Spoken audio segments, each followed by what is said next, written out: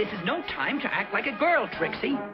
Okay. I mean, that's one way of getting equality, although that would probably get them cancelled into oblivion by people on Twitter. If you think it's Tiger Mask or Ashita no Joe, you would be mistaken. The first sports anime is a show you've probably never heard of, unless you're like 50. However, the first sports show is Mach Go Go Go, or Speed Racer as it was called in the West. Speed Racer was released back in 1967 by Tatsunoko Production, and it aired on Fuji TV from April 1967 to March 1968, with a total of 52 episodes.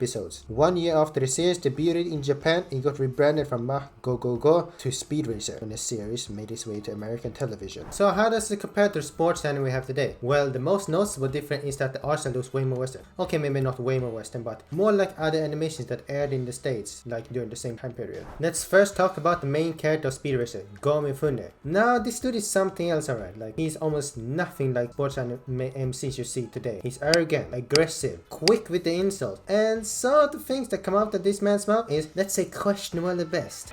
This is no time to act like a girl, Trixie.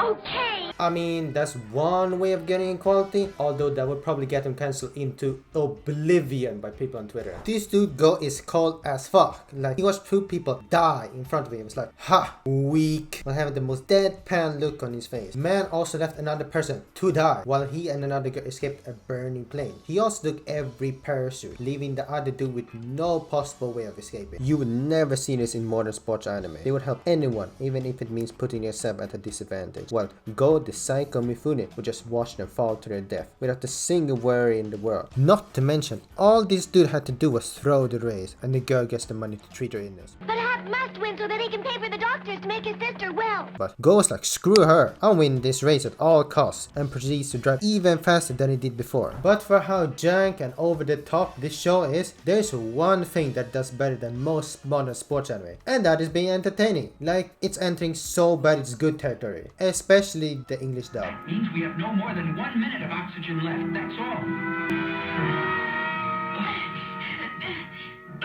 I know it was made in 1967, but still, how is this supposed to be a show for kids? Well, on second thought, Speed Racer wasn't the only animated show that did this. There were plenty of shows from the 90s and 2000s that had content that were not appropriate for being a kids show. If you grew up during that time, you know which shows I'm talking about. Would I watch this over, let's say, a Haikyuu or a classic like Slam Dunk, or maybe even Aoashi that's currently airing right now? And the answer is no. I feel like this answer is pretty obvious when it comes to a show like Speed Racer, which was the first in multiple things. But that doesn't mean I don't acknowledge the importance and massive influence it has had on not just sports anime, but anime as a whole.